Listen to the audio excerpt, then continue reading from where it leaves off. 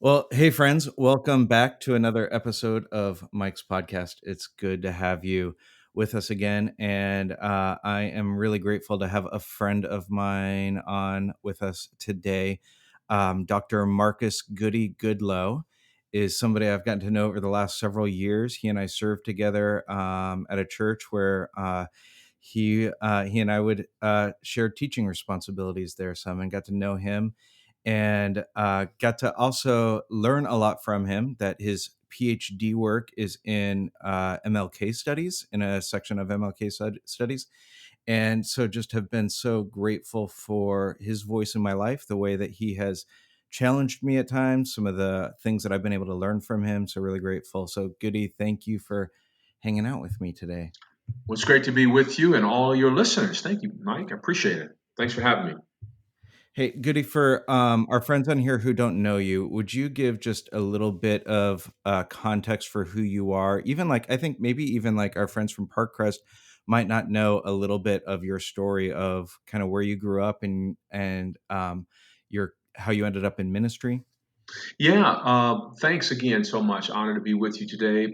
Product of uh, South Central LA, a place called Compton, California, just east of where I live now. And a single parent family home. Grew up, my two sisters and my mom. Was raised in the context of the church, faith, and athletics was my way out of a lot of opportunities to do wrong and get hooked up with the wrong things and wrong people, and got a scholarship to play football in offers from several schools. Chose New Mexico, and that really started me on my journey.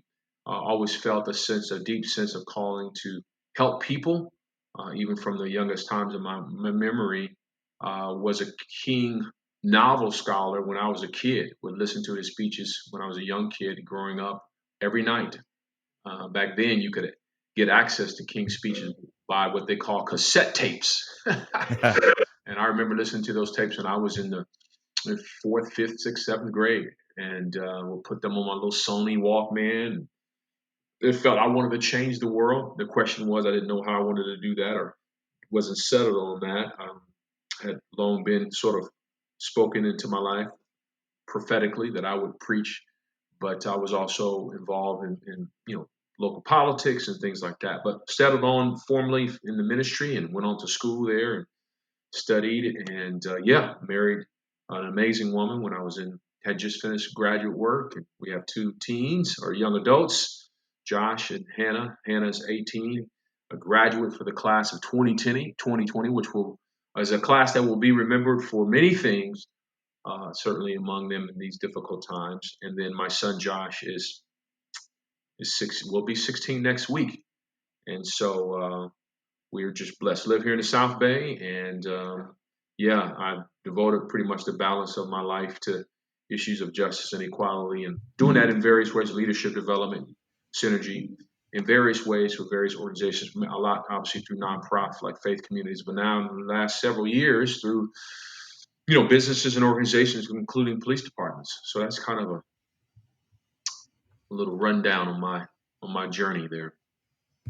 Yeah, I mean, I know you do a lot. I know that you have done a lot with the police here in Long Beach as well as in Redondo Beach and with police officers all over Southern California, really. And so that's been a really interesting intersection for you of pursuing justice and racial justice, specifically even in those quarters. How I want to talk to you a little bit about what's happened recently, but before we get to that, like how did all of that start to come about for you, and was that something that you like intentionally pursued? Did you intend to like be working in that arena?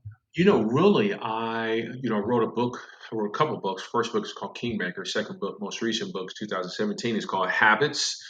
And really, habits is a conversation about leadership and sort of these rhythms or characteristics that leaders have, these habits that they have to bring them to success and wholeness. Really, it's based on the teachings of Jesus, his life anyway, but really it's a wider conversation I've been having with business leaders, organizations, university presidents, athletic departments, and our police department, of which at that time I was sitting on what we call the Police Community Engagement Board, basically a non-binding board that works with the police department as citizens, as representatives. We have constituents within the community to deal with issues that may arise. Thankfully, we've done, we've had no major issues here in Redondo Beach in my time. Certainly nothing in comparison to what we've seen play out in Minneapolis. But from that, the chief of police, Keith Kaufman, who was not only someone I know, but we're actually very good friends, our families. We've broken bread together a number of times. We interface on leadership issues. But he then asked me, based upon their quarterly training, what I consider doing some leadership training. Police departments from all over the country are looking for new modalities. Part of the 21st Century Policing Initiative that former President Barack Obama came out with, these non-binding recommendations that were put together by a Blue Ribbon Committee. Sadly, to say parenthetically, those that Blue Ribbon Committee and those initiatives, which were highly recommended, were discontinued or, how should we say, not followed by the current administration. And boy, I tell you, in retrospect, where we are now, that sure appears to be a great misstep. But be it as it may, the leadership development time I did with our Redondo Police Department led to me becoming a chaplain. Me becoming a chaplain, I'm doing more and more leadership conversations. And then, our chief asked me, they were looking for new speakers for their annual Chiefs of Police Conference, which is Southern California Conference. They have these conferences where chiefs from all over a particular region, in this instance, 3 counties, LA, Riverside, San Diego counties, and that's over 70 chiefs of police. So this would have been my 3rd year straight speaking. But everyone from Michael Moore of LAPD to Keith Kaufman to Robert Luna, of course, I know you pastored, they are at this conference. And so I've had a chance to speak. And so my talks with them are far different, not because I'm great, but because of the content in which it is. My conversation is not about police work, tactical aspects related to policy. I'm in a room speaking to leaders. These are men and women who lead departments. Chief Irvine of Torrance, the largest South Bay police department in our area. Robert Luna leads the 7th largest police force in the state of California. That's about 1,300 plus sworn officers, a budget of about 240 million.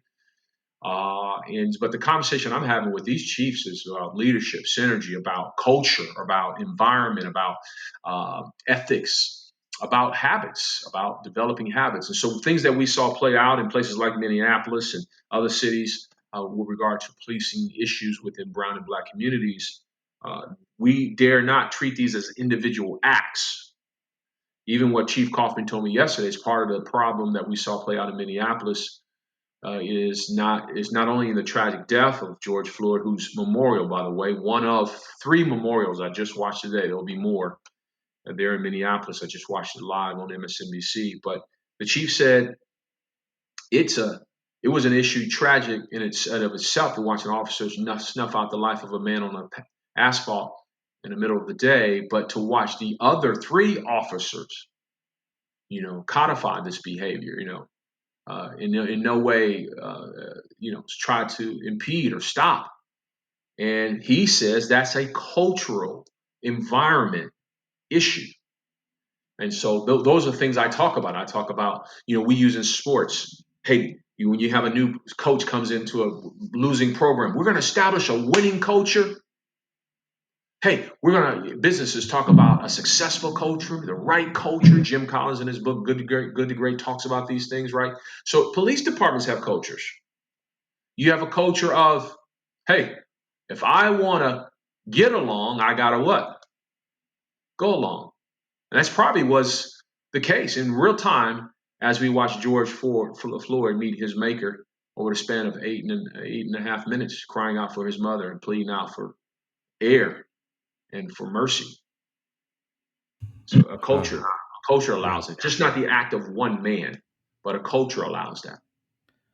Yeah, I want you to speak to that a little bit, but before we do, would you went out to Minneapolis recently, and I want you to talk a little bit about that. And you and I haven't gotten to talk about this at all, other than like really brief text messages. So I would love to hear a little bit about like why did you decide to go out there, and what did you experience when you were there?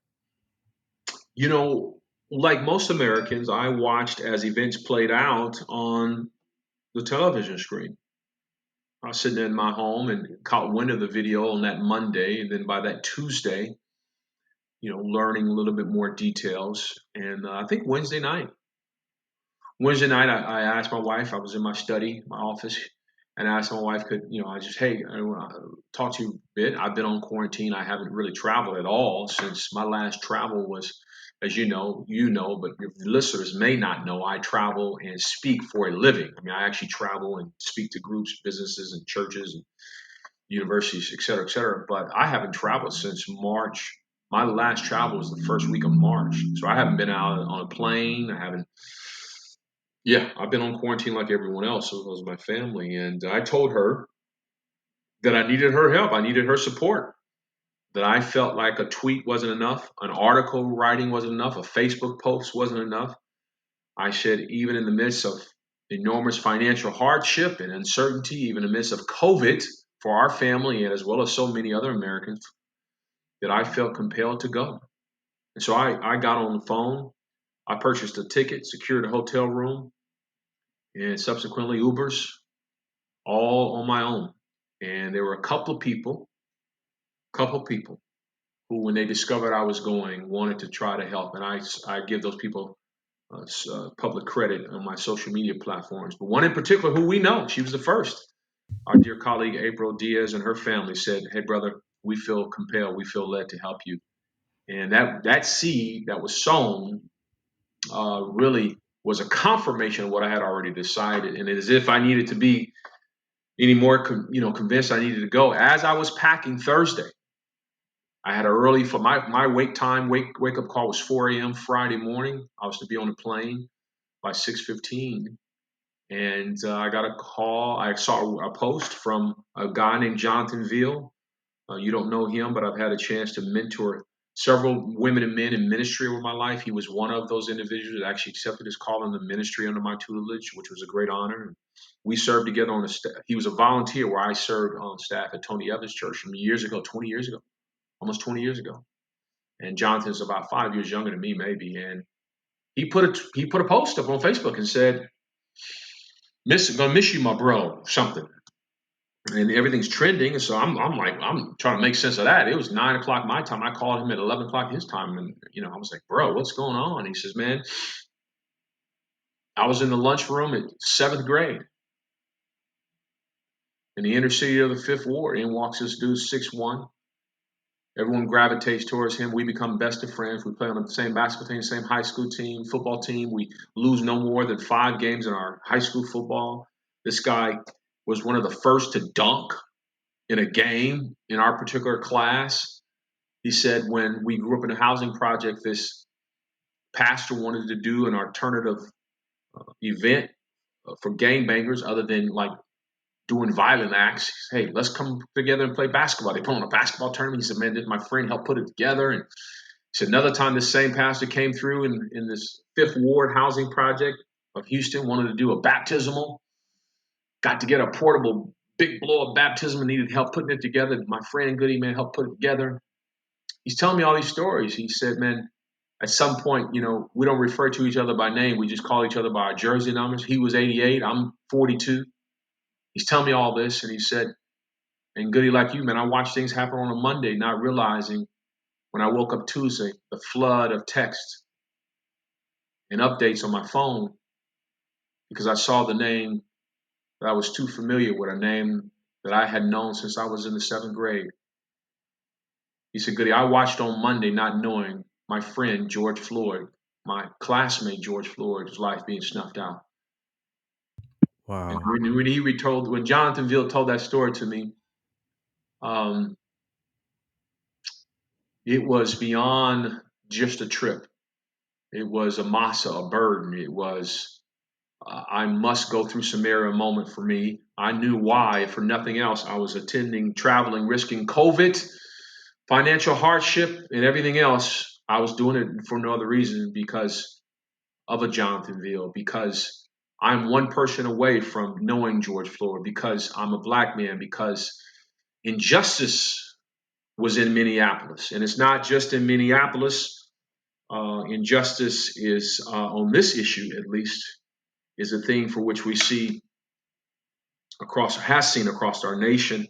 It's Ahmaud Arbery, it's Botham Jean, it's Atina Jefferson, it's Breonna Taylor, it's Jonathan Farrell, it's Renisha McBride, it's Stephanie Clark, it's Jordan Edwards, it's Jordan Davis, it's Alton Sterling, it's Ayanna Jones, it's Mike Brown, it's Tamir Rice, it's Trayvon Martin, it's Sean Bell, it's Oscar Grant, it's Sandra Blaine, it's Leandro Castillo, it's Corny Jones, it's John Crawford, it's Terrence Crutcher, it's Keith Scott, it's Clifford Glover, it's Claude Reese, it's Randy Evans, it's Yvonne Smallwood, it's Amano Diallo, it's Walter Scott, it's Eric Gardner, it's Freddie Gray, it's Christopher Cooper, and it's George Floyd. Wow. And what they all have in common, aside from meeting their death at the hands of police officers unjustly, none of the officers have been convicted. Just in case you thought this was about George Floyd, just in case you thought, I saw an interesting now apology issued by Drew Brees, who still, up until hours ago, couldn't get why Kaepernick was taking a knee. Talked about how he would never disregard our nation's flag. LeBron James and others publicly rebuked Drew Brees, who I love. A man of faith, a man who helped rebuild Katrina, won a Super Bowl. But my gosh, Drew Brees. And every other leader, every other pastor, every other celebrity, every other athlete, every other entertainer, every other business person who thinks this is about George Floyd. Nope, I've already heard it today. Someone put a post up talking about his character. Yep, he has a drug record. Yep, he has an arrest record. Yep, he has multiple kids, had not been in marriage. Yep, all that. It does not matter. Hmm. We live in a society where police officers are clothed, in the words of Lincoln, with immense power. They have the power of the state, that in a moment they are given broad authority to end your life. If they feel their lives or the lives of a citizen they are trying to protect. Great latitude. A particular Supreme Court ruling that doesn't come to mind now made that so. And so we affirm our police officers, we honor them, we celebrate them. But uh, this issue is one for which the African American community is all too familiar with. And so there is a reckoning. So I went to Minneapolis to bear a prophetic witness, as Cornel West says, to bear a prophetic witness to what I see, to what I saw, to what I have experienced indirectly through my friend Jonathan Ville, who told these stories of his dear friend. He sent me, and I won't give them to you, but he sent me posts. He sent me text images, text messages. He sent me images of he and Floyd at the prom together, hanging out at a high school team photo after a game. And it humanized it in a way for me, and people fail to remember. Again, I probably shouldn't have read it, but I read this post from an athlete, by the way. I don't want to say her name, but I respect her. She's a world-class athlete, a white woman, and that's relevant here. But she put a post up of another African-American person basically saying, I hold a different view. I'm not going to raise up George Floyd as some great martyr. And she then began to tell all these things. And this person who I know, this athlete, basically a white woman, says, I'm just trying to understand more. And this is a different perspective, one that I can appreciate, and all helps me understand. And I'm like, no.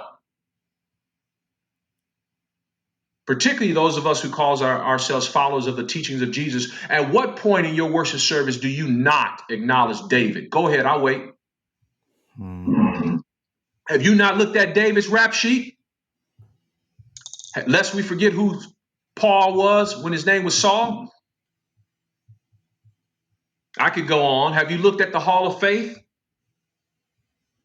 Do we not remember Peter's initial posture in denying Christ? Do we not remember what Jesus' words were on the cross when he was between two thieves? One who was crying out, remember me when you come to your kingdom. Do we not remember the men prepared to stone the woman who was caught in adultery? George Floyd's death wasn't tragic because he was a good man or not a good man. His death was tragic because he's made in the Imago Dei. He's made in the image of God. And we dare not cheapen or lessen the value of something we did not create. Hmm. Currency has fluctuation. Money, stock market fluctuates. A dollar today could not be worth as much tomorrow. A human life does not fluctuate its value. Goody, you were preaching there. I didn't want to step on that because I was it was powerful and I need to hear that. And uh you bore witness there on behalf of so many people and going to that space. Would you like bear prophetic witness to us on behalf of what you experienced in Minneapolis? So I'm making available as quickly as we can. I'm so thankful to Billy Sanderson, a friend of mine. Listen, I've been to Minneapolis 5 times. At what point between I went there on behalf of a previous church I served at when my friend Billy actually lost his home, burned to the ground, escaped with his son in his arms, who was a baby at the time. The church I served at previously, it was Mosaic. I'm grateful to Eric Bryant, Erwin McManus. Years ago, my friend Billy, who was my best friend at that time, house burned to the ground. He was a minister, a youth pastor. And I actually traveled to Minnesota. I'd already been to his wedding. Then I traveled again to literally give a offering on behalf of our church to my friend, $3,000. I'll never forget that. Surprised me. He didn't even know I was coming. I knocked on his door. His in-laws knew I was coming. And then subsequent to that, I traveled to Minneapolis. I've been to Minneapolis 4 times after that because I did training and leadership development with several companies there. I met with leaders in Minneapolis. I was familiar with that community in Elk River. And so getting there, I get immediately off the plane on a Saturday, go to my hotel. I don't even change clothes. I didn't brush my teeth. I got from the plane to the hotel, laid my bags down, opened up my Uber app, and I was down in front of the place where Floyd breathed his last breath by 2:30, 2:45 that afternoon. And I just walked. I walked among the people. I listened. Grief and pain, it has a smell. The writer John the Revelator in Revelations talks about these different churches, you know, Smyrna and Philadelphia and these different churches, you know, Laodicea. He talks about Smyrna. Even he says, your works are like pleasing fragrance. And I think pain, agony, people crying out, people at a sense of loss, people who feel, as Howard Thurman in his book, Jesus and the Disinherited, talks about what is it like for blacks to live constantly with their backs against the wall.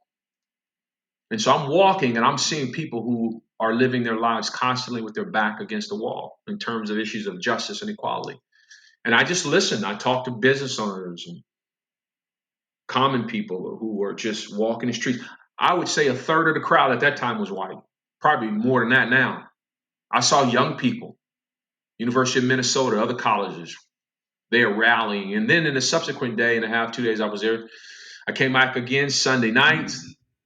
I came out Sunday morning and you're like this. I don't wear it often. I only do it to Mary and Barry, but I put on my collar and I walked around with my priestly collar because I wanted to have a outward visible expression of my role in that space that I was serving at that time.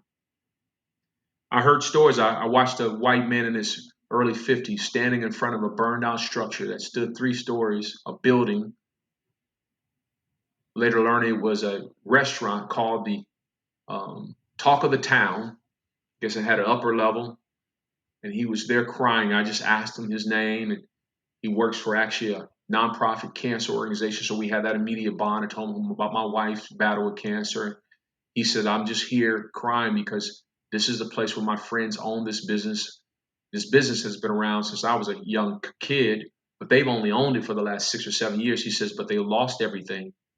They can't rebuild their lives.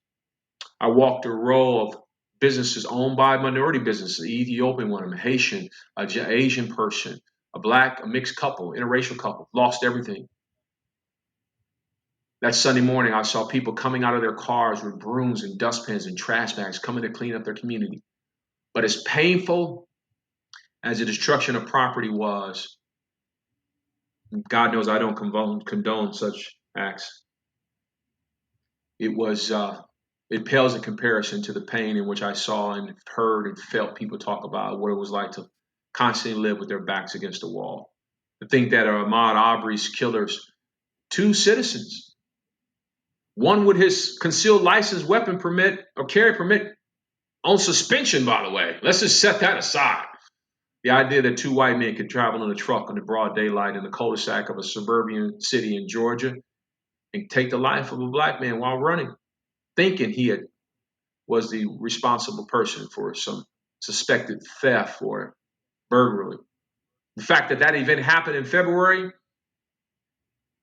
that his mom was told back then he was killed because of burglary had taken, the idea that officers showed up on the scene and called the district attorney and the district attorney told them to stand down, Mm. that those two men could be free. And it was only subsequent to the video that Yeah. they were arrested. The idea that three officers until yesterday, we got videotape. We watching this play out. And so when I talk about racism and acts of race and racist acts committed with hatred and vitriol happening, it's not just an event. A system allows for two white men to gun down an African American man in the streets of Georgia and to go unarrested for 2 months. That's a system. Do you think I could get in a car with Josh Goodloe and drive to Long Beach or drive to Santa Monica or drive to Manhattan Beach or Hermosa Beach, take literally justice in our own hands and in the life of a young white adult, and I get to go home and chill for 2 months? The thought of that is preposterous. You know why it is? Not because I'm good, but because in America, we've seen that play out in the reverse. Yeah, absolutely. Um, so, Goody, one of the things that I wanted to ask you, because you're a Dr. King scholar and his name gets brought a lot into these conversations, obviously, and it should. And I want to let you speak about that some. So I want to ask you a couple of questions. And the first one I want to ask you is Dr. King wrote his letter from Birmingham prison to people like me, to the white moderate. And that letter's so convicting for me, and I would be curious, what would you say? What would Dr. King be saying to the white moderate today? What would he be saying to people like me today? Yeah, and I have to just really acknowledge you and your work. Elevating the conversation platform that you were doing for a period of time there, and in your role as a former pastor at the church. And I remember you giving attention to that letter and how timely that letter is now. I believe, Mike, it is the closest thing we have to an epistle subsequent to the scriptures. It's definitely the most prophetic work, I believe, written in the 20th century. Smuggled out, by the way, on newspaper uh, clippings because King had no help. Remember now, when he wrote that, he had no commentaries, no helps, no dictionary, no reference materials whatsoever. And King wrote that letter in response to the critique that was taken out in a paper by 8 white clergymen. They said things like, basically, you're an outsider, agitator. Could it be that and I use this term, historical term here, could it be that the Negro is in too much of a religious hurry? And so when King wrote that letter, it was really a response, a rebuke, basically saying, if I'm honest, it's not often I stop to answer people who are criticizing me. If I do, I could never go down with the work. But he says, this is really, in essence, personal for me because I had hoped that the white moderate, particularly those in the faith, would be my biggest allies. But the truth of the matter is they've been those who have precluded and hindered us the most. I'm here because injustice is in here and a threat. And injustice, a threat to justice anywhere, there's a threat to justice everywhere. And he goes on through a litany, discussing a litany of things and saying that basically this cannot stand. This is intolerable. What's happening down here in Birmingham, and I would bring that to today. What he would say today is, as he said in the letter, as I have said to you, I have said publicly, I I'm greatly disappointed in white evangelical pastors in the United States of America. Let me see if I can make it any clearer here. I am greatly disappointed in white evangelical pastors in the United States of America. Full stop. As King said, there can be no great disappointment where there is no great Mm. love. That's what he said in that letter. And so I love my brothers and sisters in the cloth, although in this case, the majority of them would be men. That's a whole nother issue. But I'm greatly disappointed because of we did not have to be here. The scripture says in Ecclesiastes, to everything there's a season and a time and purpose under the heaven. You know when one was a time for you to post solidarily, was a time for you to have your hashtag go black on your screen on your Instagram. You know it's the time for you to bring in a Goodie Goodloe to speak to your organization, to speak to your college, to speak to your university, to be on your podcast. You know it was a good time to send me a text and say, praying for you, brother, encourage you, brother, love you, brother. You know it was a good time for you to repent. I've had people to actually text me and repent. You could have started with Kaepernick Mm. 5 years ago, 6 years ago. You'd rather express outrage about him taking a knee peacefully doing the anthem, which was written, by the way, with lyrics dishonoring people of color. That's a whole nother conversation. Have you ever read the lyrics of the national anthem, Star Spangled Banner? So I'm disappointed. Why are you disappointed? Goody, you sound angry. No, no, no, no. I have a righteous indignation. I have a prophetic fire in my belly as we've had men and women who've had opportunity based upon their influence and their platform to help advance us forward. Instead, they played it safe. Why? I don't know. Worrying about tithes and offerings, worrying about polls, worrying about polls in this instance, meaning are you more worried about being a popular preacher? Uh, I told a group of pastors leaders the other day, they were asking us, Goody, what can we do? In this instance, a particularly white church. And I said, show me your sermon series the last Mm. 2 years. What did you have to say to those protesters who stormed the Capitol, white, with assault weapons, confronting the governor of Michigan and Ohio? Did you say something? I didn't hear you. You want to talk about buildings being looted. And so when we talk about uh, opportunities to speak into these situations, we've been grossly negligent. At the highest of levels, you've had access to speak to power. And so who do you think brought David to his conviction about his transgressions? It was Nathan. It was a prophet, a priest, a preacher. Who do you think talked to Saul and informed him that literally the throne, the power, the anointing of God had been taken from his life because he dishonored God in disobedience? Who do you think had that conversation? And so let me make it real clear for you. Because as I told my wife, I have been very patient. I have been strategic in my discussions. Rarely do I use a public platform in a neutral setting to be as explicit, but let me just make it plain. If you have had access to people of influence and power, if you have had a visitation, an opportunity to engage the President of the United States as a white evangelical pastor, and you have not confronted this president on them being good people on both sides, when the looting starts, the shooting starts, a man who calls African countries S-hole countries, a man who says, I don't let black people count my money. These have given license for an environment. I already established the fact that it all starts with leadership and a culture and environment. You say, good, you're mixing the things. No, I'm not. No, I'm not. The Lord has shown you, oh man, what is good. You're called to seek justice, love mercy, walk humbly with God. In other words, you can't be prophetic when it's convenient.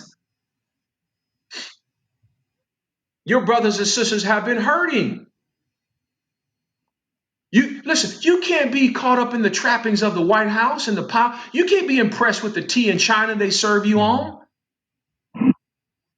When Martin Luther King Jr. met with three presidents and one who would become president, Nixon, he met with Eisenhower, Kennedy, and Johnson. He met with Nixon when he was VP. Dr. King met with those men, he came with an agenda.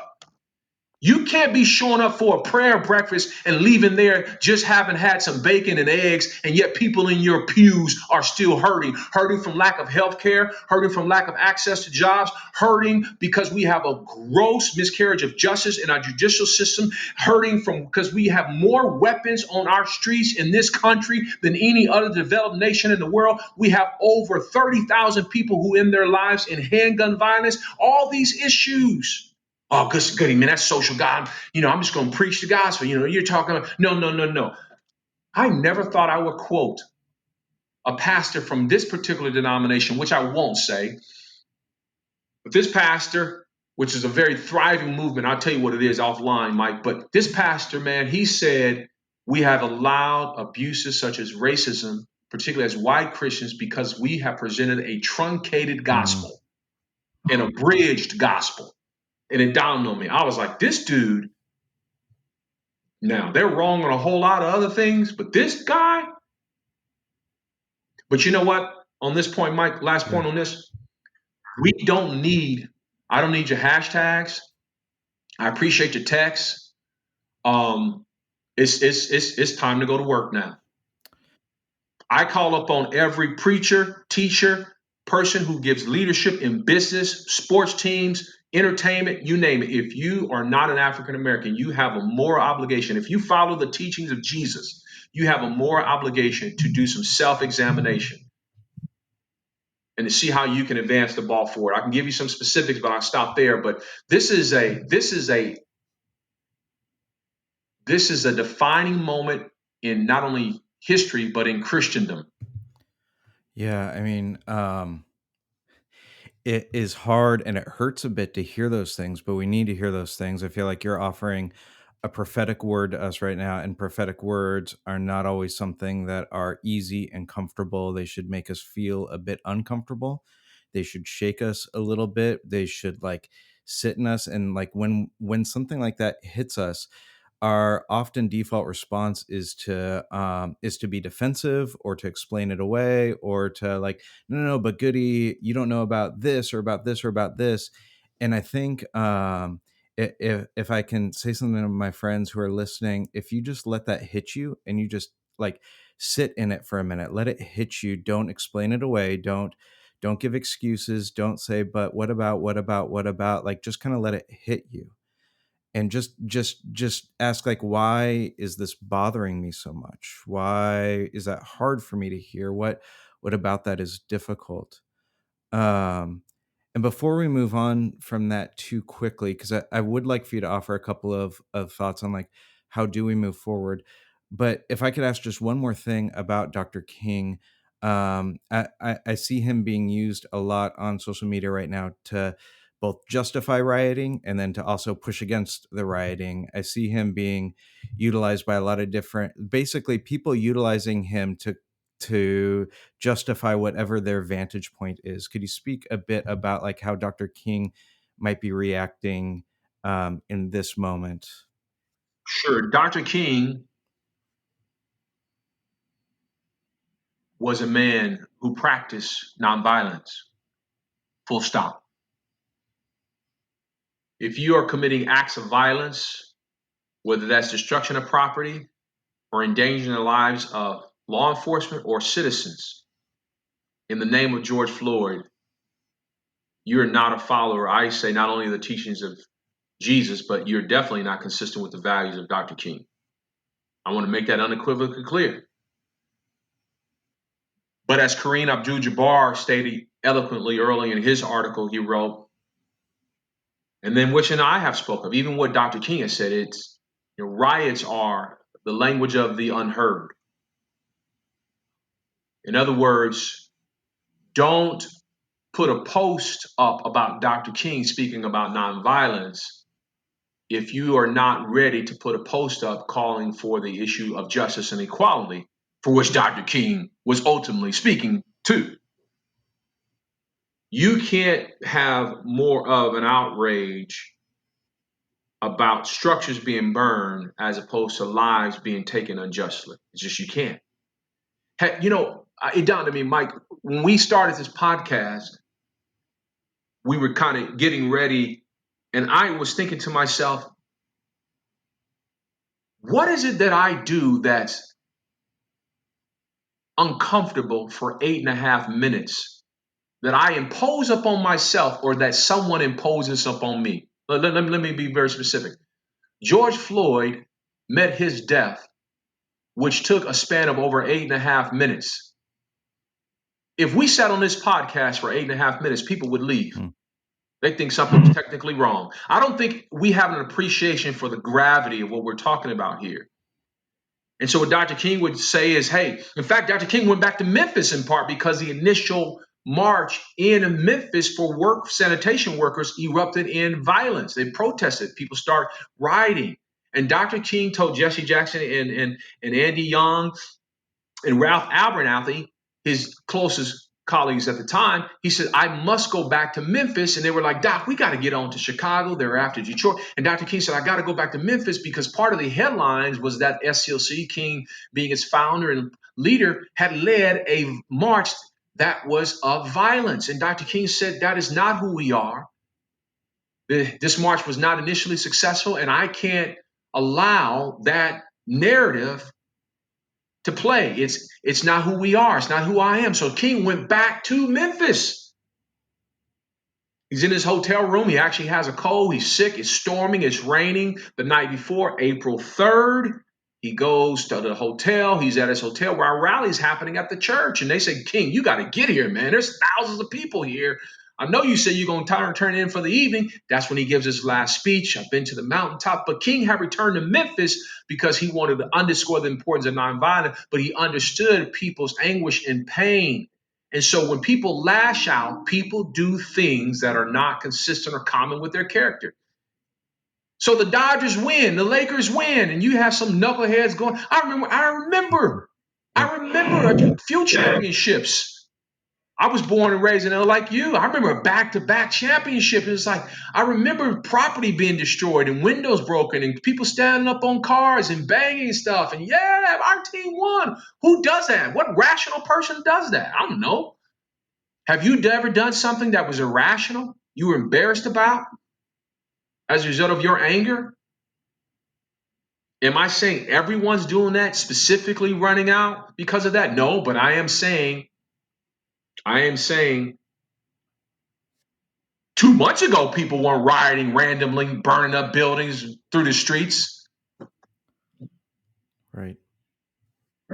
When people have a sense of helplessness, hopelessness, when people live as though their backs are against the wall, as Howard Thurman says, and so rather than me try to analyze and give great consideration to these expressions that have ended in the destruction of property, I rather devote my time and energy to working with police departments. I'm thankful for ours. I'm thankful for Long Beach. I know Robert Luna has tried to do good things there. I'm going to continue, and no police department is doing it right 100%. But we can't have. I talked about the book White Fragility by Robin DiAngelo. It's a book that I recommend all your listeners get. White Fragility. But we can't have such where we take the posture because you wear the blue that you're immune, be a police department, that you are immune from criticism, that you're immune from being examined, that you're immune from being held accountable. I back the blue. Okay, that's great. But you know what, man? If you took your wife, Mike, to a restaurant, if you took Allison to a restaurant and the service was crappy and the food was average and they brought the bill and it was costly, you go on Yelp. At minimum, you tell your friends about the bad experience, but you know what you would do? You wouldn't say, all restaurants are bad, therefore I don't go to any restaurants. You'd be very specific. And so what we're saying is there's some specificity with regard to this issue and other issues. And so we want to point those out, but you can't be so guarded where you're thinking we're attacking everyone and every department and every police officer. No, we're saying they're bad police departments. There's systemic. It's enough to get our attention. And in the same way, we have bad dentists and bad teachers and bad preachers and bad construction workers and bad mail clerks and bad grocery store clerks and bad customer service people who work for you name it. We have officers who fail to discharge their duties honorably. And the reason why this issue, Mike, real quickly, the reason why this issue is so critical that we have a close examination here is at the very most, when you and Allison go to a restaurant and it's bad, you'll lose some money. You maybe miss some time. But in this instance, you're talking officers, man, they have the power to end your life. That's a lot, man. We can't afford to have bad police officers. And so, you know what I'm saying? If you're a racist, if you're prejudiced, you shouldn't be in law enforcement. No one forces you to be in law enforcement. This is not Israel. I just came from the Holy Land 4 months ago. They have mandatory military service there. We don't have mandatory police officering services here. Go be a construction worker. Go lay some bricks, man. Hang out at Trader Joe's. Go slang some groceries, bro. My sister, listen. Go get another job. And so I am done with colleagues, sisters, brothers, man. Particularly those of the faith, leading these faith communities, getting up Sunday after Sunday, and their words having a form of godliness, but no power, man. Jesus was not only concerned about life after death, he was concerned about life after birth.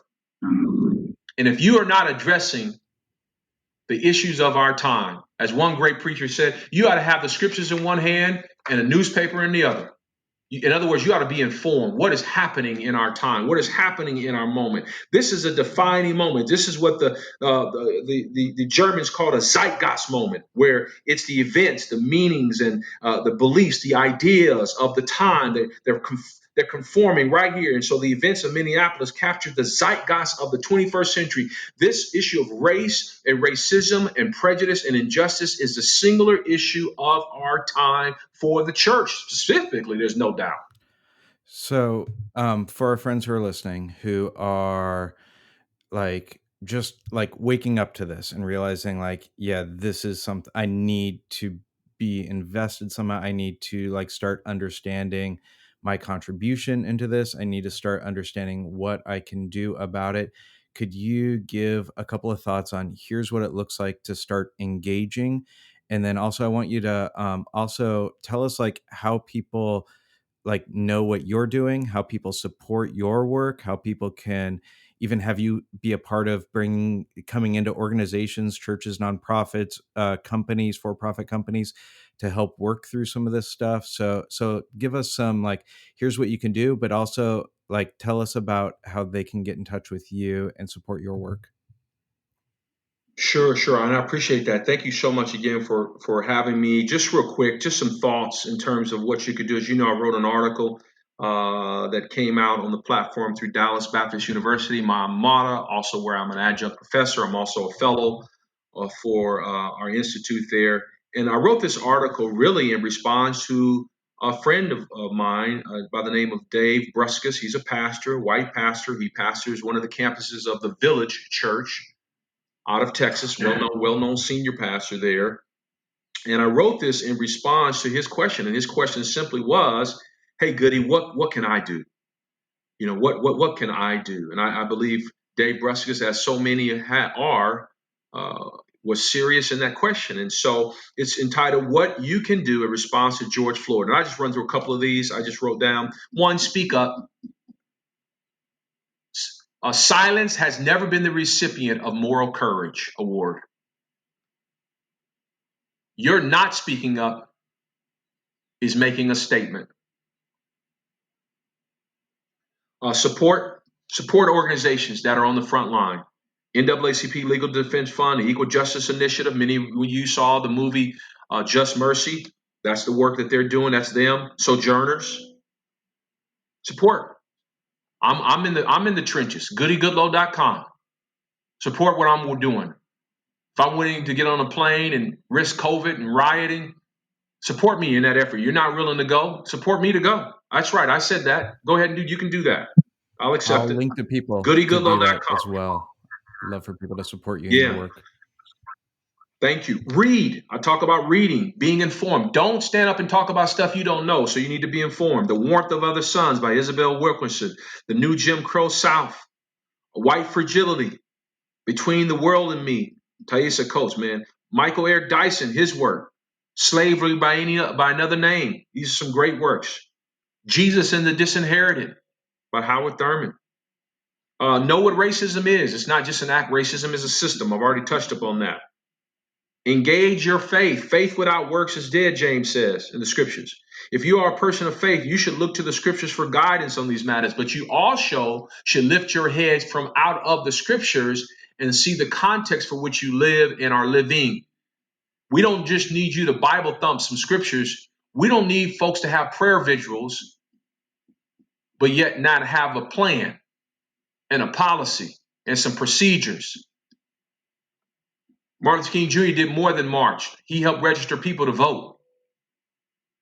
They had a plan. They put together strategic initiatives to help challenge governments and organizations and systems to change policy, where we could sit, where we could go to the restroom, where we could lay our head at night in public lodging. Read the letter from Birmingham jail by MLK. Read that letter. Lead. Romans 12:8, the Apostle Paul says the gift of leadership, it is a gift rather. Leadership is a gift. The Bible says, Romans 12:8, if you have the gift of leadership, lead with all diligence. So I'm challenging leaders to lead. Ask and listen. When's the last time you broke bread with a black brother, black sister, had their family over for dinner and said, tell me your story, tell me your pain, tell me your struggle. Resist. I call on all people of goodwill to resist acts of violence. I call on all people of goodwill to resist acts of violence. And then I would say, Mike, to do what you can do. I'm on a call here not too many hours with a school president, my alma mater. This morning, I think I mentioned my day started with 2 Zoom calls, one at 6, one at 7:30. The thing that all those people have in common I met with and talk with, they all have influence. They lead people who listen to them. And so I would say use your influence. What is it? The great Spider-Man's folks, with great powers comes great responsibility. Yep. And so that's very specific, right? So watch this. Who's on your leadership team? Do an inventory look right now. Who's on your elder board? Who's on your executive lead team? Who are responsible for the finances? Who's charting the course of your organization? Who's to your left and to your right? Does everyone in the room look like you? Who's your HR person? What's the criteria for the next hire? Who's leading your worship? Who's the front person for your business? Have you looked at your website lately? Who's the person that, quote, remember, Mike, when we were young, we used to take the test and it would say, which one of these is not like the other? And we have to look very closely. Oh, man. Who is not like the other in your company, in your business, in your church? Are we educating our people? Are we advocating for the least, the left out, and the looked over? I saw the school president today, Scott Hagan from North Central University, stood and give a welcome and a speech in preparation of a memorial for George Floyd, and he challenged every school president to do what they just announced today. They established the George Floyd Memorial Fund. He said even before announcing he had received over $50,000+ from people. Now listen, I'm not asking you to establish a George Floyd Memorial Fund, but you know what? You can give to the Goodie Goodloe Scholarship Fund at Dallas Baptist University. It's established. It's right there. And that money will go towards helping students, particularly students of color, who exhibit the ethics and the teachings of Martin Luther King Jr. in their lives. We literally are helping young people get to college, and because I believe one of the challenges that we have to address is issues of inadequacy when it comes to education. So, who can you help? What does your church sponsor? Have an education fund?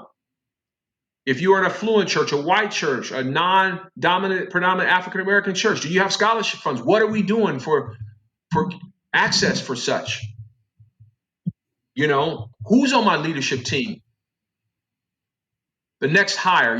I was visiting with Eric Bryant, who's at Gateway South Church of Austin. I think you know Yep. Eric. Eric Bryant used to be my boss technically at Mosaic.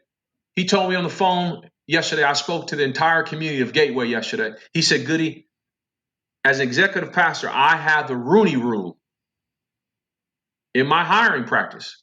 Now, the Rooney Rule, for those of you who don't know, it's named after Art Rooney, the late owner of the Pittsburgh Steelers, which was an idea established and adopted by the NFL, which basically concluded that minority coaches are not getting opportunities. Heck, they're not even getting interviews with open head coaching positions. So the Rooney Rule says, it was enacted several years ago. It basically says, if you are an NFL owner, you can hire a head coach without minority coaches being in the Mm. candidacy. And so what they discovered was, hey, how are we going to improve minority representation within the circles of coaching? And so I would call on every church leader, have the Rooney Rule. Are we interviewing people of color for our small group pastor, our worship pastor, our executive pastor? Who's your HR director? Who's the accounting firm? Is there a reputable African American firm we can hire to do our books? And you say, Goody, what does this have to do with George Floyd and all that? You know what it has to do? Dr. King said we fear each other because we don't know each other. We don't know each other because we don't spend time with each other. And here's what that means to me in this context. I think it's hard for me to put my knee on your neck if I Mm. know you. If our kids play together and I'm the police officer, but yet I coach your son and daughter in the Little League Yeah. Yeah. softball team.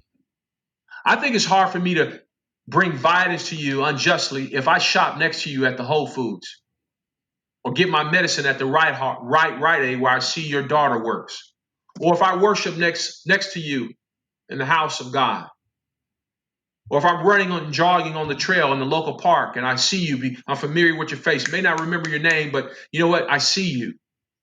93% of those serving on that force in Minneapolis of the law enforcement, 93% live outside of the place they police. One of the things in community policing in President Barack Obama's Blue Ribbon Commission that they concluded, Long Beach, by the way, adopted the principles from the commission. Long Beach is woke. One of the things they concluded, community policing. We have to have police who are of the community, policing the community.